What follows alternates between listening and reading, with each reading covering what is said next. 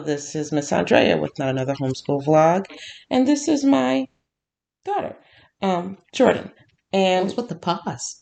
You had to think about it. I was going to say friend, but that's disingenuous. I was like, that's deeply incorrect. Okay, intro. Hello. So what happened was we were hanging out, and I haven't made a video this week because I started my master's program, and I'm overwhelmed. And so I looked at her, and I was like, "Hey, you homeschooled?" And she said, "Yes." It's like, And so I thought that we would talk to an adult who has been homeschooled and kind of talk about life after homeschooling. I just decided that just this minute. Yeah, I was like, that's new information to me, but here we are. So, okay. So you were homeschooled. Yeah. Okay, let's talk about your homeschool situation because there's so many different ways to homeschool.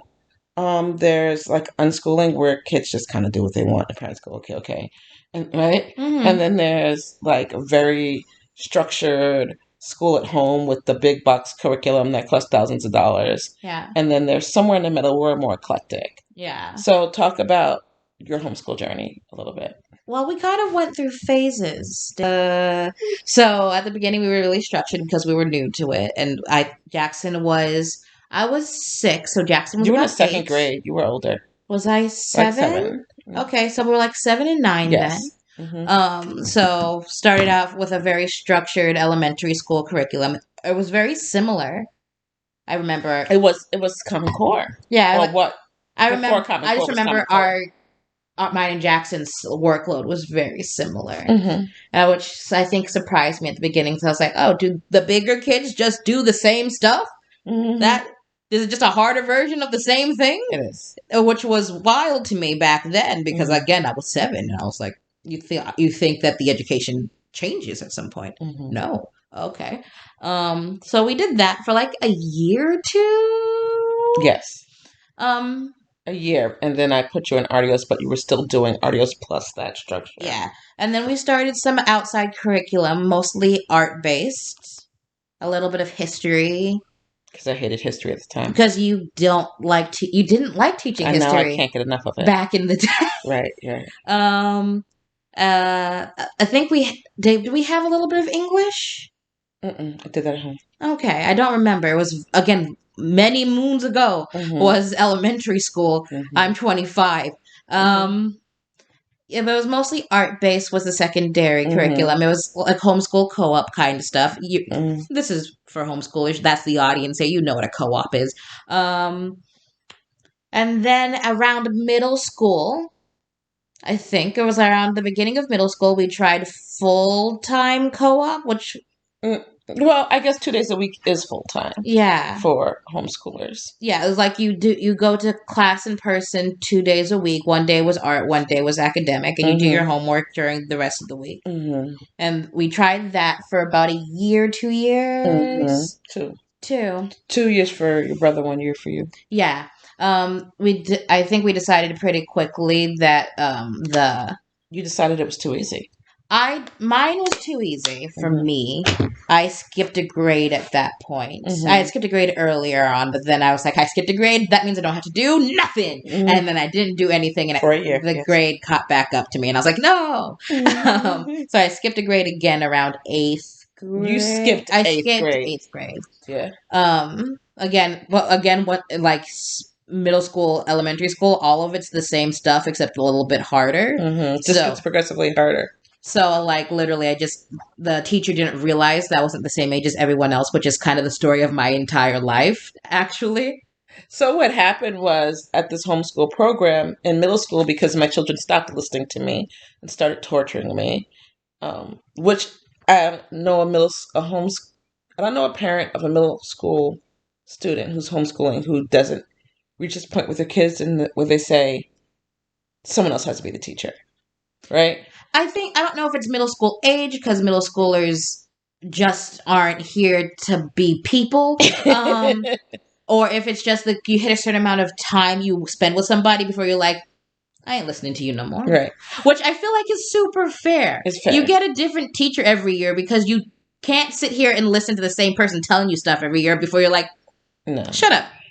So they were at this homeschool program, and I was talking to the principal, and she was like, "Yeah, next year when Jordan moves into the high school program," and I said, "Jordan's in seventh grade currently." She was like, "I've been treating like an eighth grade all year. She's going to high school now," and so that's what happened. Yeah. So, like, it's the same stuff, it's just harder. So if I was doing the harder work, and I just sort of had to catch up with the math, which I did over the summer. I always have to do math over the summer anyways. So it really wasn't, it was kind of very casually skipped a grade. And somewhere in the middle of that, we did a lot of online learning. Online learning was here and there. What happened was I was paying a great deal of money for the arts things. And so I used free online programs for the other to balance out and not go broke. And also, book curriculum for at least people like me was just like not a great. Well, you guys would hide your books. I mean, also we were trifling, but like also just like reading from a book is not a great way to learn things for me. I was like, I'll read it once and then I absorb the amount of information I'm going to absorb, which is not that much different for people speaking at me, which I don't learn by reading and or being spoken at. So neither of those are the way I learn anyway. So I was like, I've taken in 2% of this information and that's all I'm getting from this. Rereading it's not going to help. Having someone explain it a little differently will help another 10%. So like the very visual and then do learning. Yeah, visual learner then kinesthetic learner. Yeah. Visual then do learning. Kinesthetic. I know what they're called. Okay. Just explaining. Okay. The do learning. Yes, was a better fit for at least me. I don't know if Jackson enjoyed it very much. He just read it. Jackson he just read the work and was done. Jackson just always did. He just do and then he'd be like, "Well, no one speak to me. I've done the thing I'm supposed to do." Yeah, I think Jackson's a book learner. I think absolutely. Yeah. That was not relevant. And now where was I going? So you were telling us about your homeschool journey. We're somewhere in the 11th grade about now. Oh, okay. I went back to online. I skipped backwards a little bit to online learning because that was a good chunk of it. Well, that's where I got the AP materials. Was free online stuff. Yeah. At somewhere in the middle of middle school and high school, I just started teaching myself stuff. Well, what happened was when we stopped doing the academic day at the homeschool program and you just wanted to do the arts day, you guys came to me and said, "We don't want to do that anymore. So here's what we're going to do, Mom. You're going to write a syllabus at the beginning of every year and you're going to give it to us and you're going to go away." I feel like that was beginning of middle school. It was the beginning of high school. It must have been the beginning of high school because I was in. And you can check in and make sure we've done the work. Yeah. And then instead of me chasing you around, I would say, "Okay, you have to email me your work every week." And if you didn't email it to me, it wasn't done. Yeah. And then every now and then you'd be like, "Am I on track to finish by the end of the year?" And I'd be like, "Yeah. I remember several times you were like, "Why are you so behind?" And then, but then in April, sometimes you get behind and I'll let you know. And then in April, you'd be like, "You know what? We're tired of doing schoolwork." So in April, you would just finish we would just finish it. Because I just didn't want to anymore. And I still made you do summer work because that was horrible. Yeah, that was so annoying. Math every summer. Yeah, but I was at some point we'd just go, "You know what?" And I don't like doing things more than once. That's just my personality. Is like I just want to sit here, do the thing, and then be done. And so at some point it felt like I was just doing things over and over again, even if it was different material. So I was like, "You know what?" And I put my hair back and I just did it all at once. And both did. You both did it. Yeah, we would just look at each other. Be like, "It's April, Mom. Here's the whole year." And I'd go through it. I'd go through all the curriculum. And then I'd be like, "Okay, all the work's done. I give you a final exam. You do well." And I'd be like, "It's summer." And you'd be like, "Peace." Yeah. And that'd be it. At some point, we would look at each other and be like, "You tired of this yet?" And they'd be like, "Yeah." And then I would start compiling curriculum for the next year. And we'd sit down, like sometimes together, sometimes separately. We just do the work. Yeah. And if you had a question, you come to me, or I interspersed videos through everything, so there really wasn't a whole lot to explain. There wasn't a lot to explain, and if I ever asked questions, you made me write a 2-page paper instead of actually answering it. So at some point, you stop asking questions because it's easier to just do butt ton of research instead of a butt ton of research and a paper. So might as well just skip a step. It's like, why would I go down the hall to ask you a question if I could just look? I have a lot of information that is entirely useless to everyone. But me. It's not useless to everyone. It's niche knowledge. So unless you have a PhD in marine biology, you don't need to know some of the stuff I know. It's unuseful. Okay. So tell us about, you're so funny. Tell us about how, like, I talk about how to get kids from homeschooling into college all the time so they understand the process. Tell us about how it felt, like the journey from your point of view. I don't know. It's such a blur, honest to God. I remember a bit of public school, and I don't remember hating it per se, but I do know I was like inwardly miserable, if you know what I mean. Like day to day, I was like, I'm fine. Okay, you just went back to first grade. But yeah, okay, you told me to tell you. I meant to transition to college. Oh, I thought you meant the emotional journey. Oh no, we don't want that. Well, you can tell it. Okay, do the transition from public school to homeschool first. Okay, so public school to homeschool was, I guess, very relieving. Public school really just wanted a lot from. It's a lot to sit still as someone who does not have the ability to sit still generally for like what 6 hours a day. Yeah. And then like there's only 1-2 adults in the room.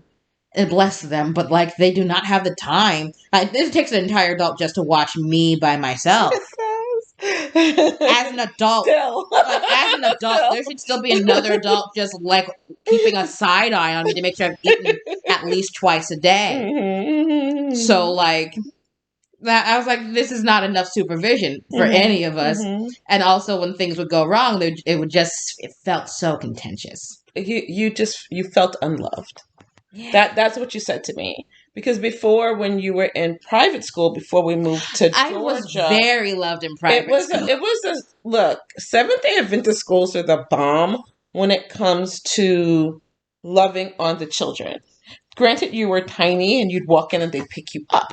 Yeah, no, that's what I was used to. I was used to walking in, being picked up and cared for not only by the adults, but also the other children, because I've always been used to being the youngest person in the room. And so when you came here and went to public school, they weren't allowed public school to touch you like that. It just felt like nobody was taking care of me, which like no one had time to do that. But like as someone who was extremely used to being constantly taken care of, it felt just harsh to me. You felt unloved. Yeah. That's what you would say to me. Nobody loves me.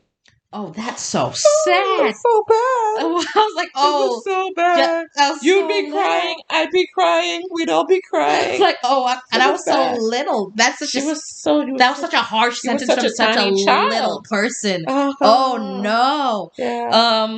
Yeah, so I guess transitioning to homeschool was just a relief because I just didn't have to deal with that many people. And it's what felt like a very harsh environment.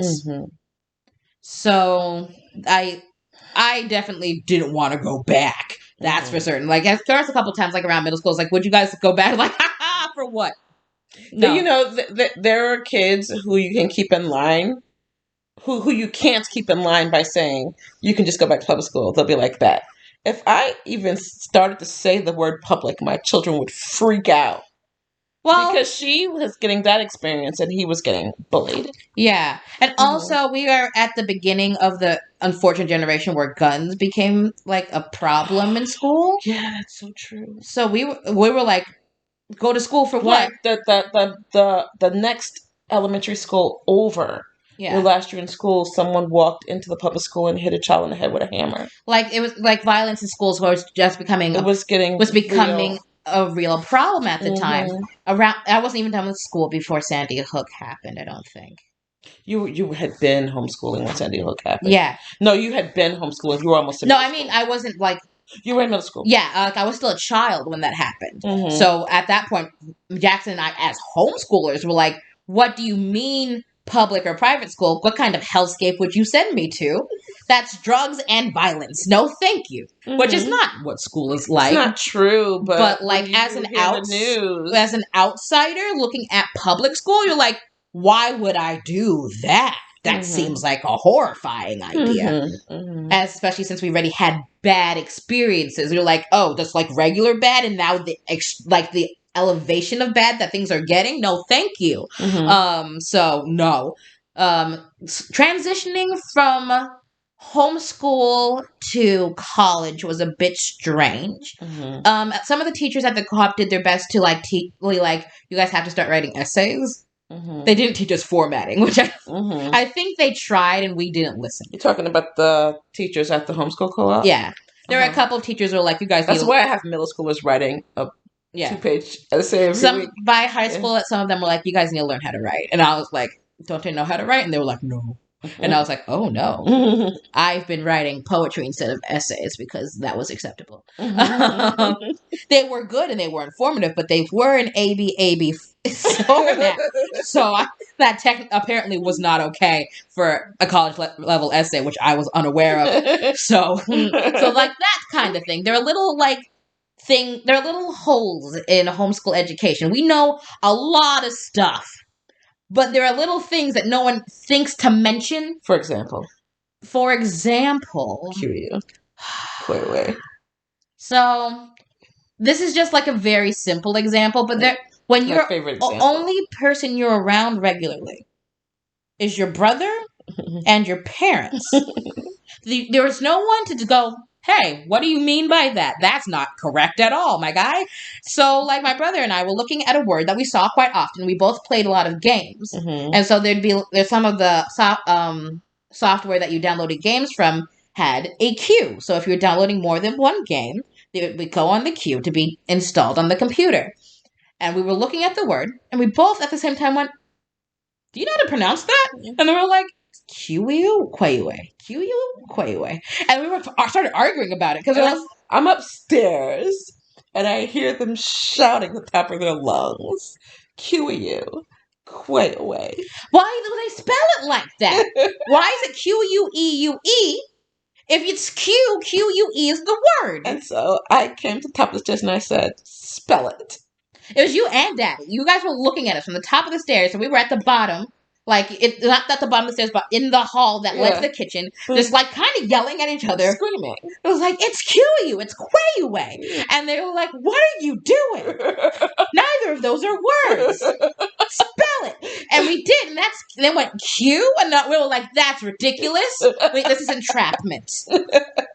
So there's stuff like that. We're just like, there's nobody else around to bounce off, like, very basic things that no one thinks to explain to you. Just things that you would get if you were around more humans regularly. But with the lack of this like outside input just doesn't get filled in by accident because you as an adult were like, you know how Q is spelled. Why would I explain the Q to you? And then I was a writer. I was being paid to write. Right? So why would you think that your children... to trounce you in Scrabble just for sport, so I figured you'd seen enough words. And I read voraciously. Yeah. So there's no reason for her to believe that we couldn't pronounce words. But guess what? Spelling doesn't teach you how to say things. So a problem arose. So stuff like that happens sometimes. So transitioning into college... There's little quirks that, as a homeschooler, were deeply not a problem, but in a public formal setting, were extremely not okay. So in my co-op, which was art-based, was very musical and theater and like drawing. Like you in 3 choruses. In every musical production. In every musical production. I had regular art classes. Intensive in Shakespeare. So in that school, if you burst out in song, it was not a problem in the middle of class. Everybody else would just join the song. We'd end the song and we'd go. College? Yeah, and we go about our business. And so and I can't diagnose myself, but I probably have something like ADHD. So I don't always catch that I'm doing something. Like, I obviously don't know that I'm doing something. That includes singing sometimes. So I would be in like my early morning class at college, and someone would look at me really funny. And I was like, what's your problem? Why are your eyes looking over here so hard? And my friend would go, why are you singing? And I was like, am I singing? And they were like, do you not know that you're actively singing in the middle of class? And I was like, no. No one has ever checked me on that behavior, not once. No, that's not true. In middle school, and you and your brother were in one of the same classes, and another child told me they were very proud of your brother because you were singing, and your brother announced, "Hey, Jordan, hey, let's play the quiet game." Oh, but see, that wasn't checking me on my behavior per se. He was like, shut up. And that's my brother. That doesn't count. I don't listen to him.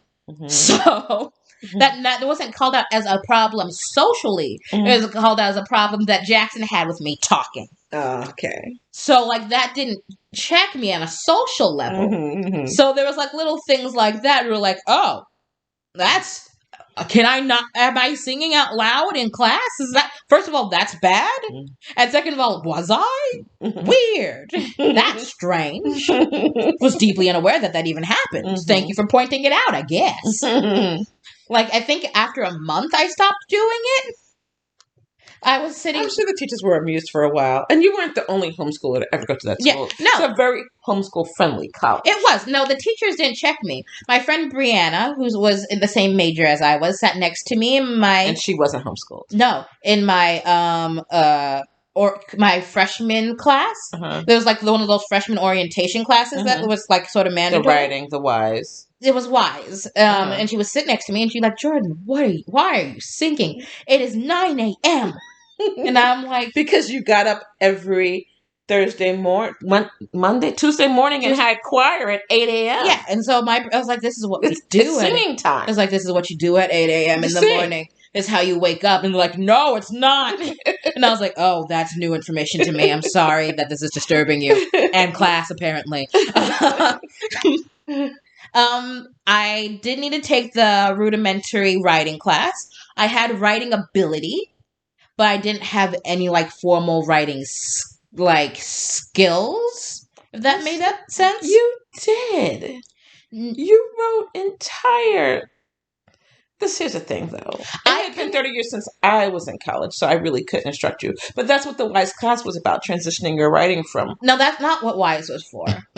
That's what I thought it was for. No, WISE was weird. I can't even tell you what WISE was for. I don't think the teachers can tell you what WISE was for. We were just sort of That's there. a college-specific intro to Hello College / We weren't. writing. I don't know what we learned in that class. I truly don't. It was a women's college, so there was a lot of women's stuff going on. Yeah, like first WISE, I do not know what that was about even a little bit. No memory. The second, you had to take WISE both semesters. Second semester, you were allowed to like sort of pick a topic. And I picked a history, socioeconomic class. And like, so like that one was about something specific. The first one wasn't about anything at all. We were just there at 9 a.m. and we were all very upset about it. So I also had to take the rudimentary writing class because I didn't understand formatting and I didn't understand citing because no one had made me do that. And they just sort of took my word that I looked it up. Okay. And it wasn't Wikipedia. Oops. Well, I'm making my students do it now. Yes. So that's great. Okay, you're making me teach them to do that now. Thank you. You're welcome. So like I had to take the formal essay writing class. I do love that teacher to this day. I was in a lot of her creative writing classes. Like, oh, you can write. Like, your writing ability is good. Your formal writing ability is completely undeveloped. You just never been told how to write things before. And I was like, in an academic setting, apparently not. So prolific, but not formal. Yes. Like, you've conveyed so much information. This is not acceptable as a paper. It was interesting. I enjoyed it a lot. Can you tell me where any of this information came from? I was like, there are books I picked up. I don't remember. So you went to college with a bunch of other homeschooled people. Did I? Yeah. Not a bunch. Noelle was also homeschooled. A few other people. There were I can name 5 people in my year who were homeschooled. And so here's what I'm trying to drive home to people. It's about if you're going to homeschool well. I homeschooled well, and you're still telling me there were holes. Yeah. So what happens when kids don't get the whole deal, or when they get PACEs for homeschool curriculum? What happens? So if I had some weird education gaps that were just sort of things that were overlooked Sorry because if this is blurry. Yeah, okay. The things that were overlooked because it just didn't occur to anyone to say them out loud. Mm-hmm.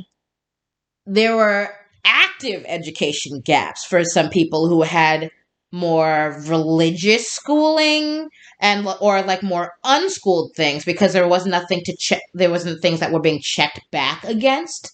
So there were huge gaps. I have a friend who just missed big chunks of science. Just didn't know basic biology. We were from the theater who, if you say anything pop culture, she'll say, "What's that?" Yeah. There's a lot of social things that are missing. There was a lot of basic education things that were missing. That was just sort of supplemented with an alternative curriculum. There was a lot of the small gaps mine were just sort of my friend. Hey, that's a quirk. Fix it. My friend had 5 sisters, and that's who socialized her. And imagine that, just had to learn to act around us, how to act outside of that. Outside of 5 environment. Sisters, where you've probably developed your own personal family language. Yeah. And body language and all of that. Yeah, I had a hard time transitioning into having to interact with a wider variety of people. Mm-hmm. They went to a co-op as well, but they didn't like those people. Mm-hmm. So they didn't actively go out of their way to socialize with them. Mm-hmm. So there was a little bit of socialization training that had to happen very late in life, which is weird. And if you're not completely neurotypical, is hard. So, I'm gonna cut this here because we have been going for a while, and I'm gonna make a second video. Okay. So, thank you. This is my child. She is 25. She finished college at 20. Yes. And she's been kind of working as a theater contractor. A theater contract, freelance designer in theater. And she's been doing tutoring. Acting, some, I guess, freelance education is... Mm-hmm. Freelance. Yeah, I just freelancing a lot. For the last 5 years. Stuff. And she has a YouTube, and it's Ruckus Recluse, and I'll link it. So we're going to continue. Okay.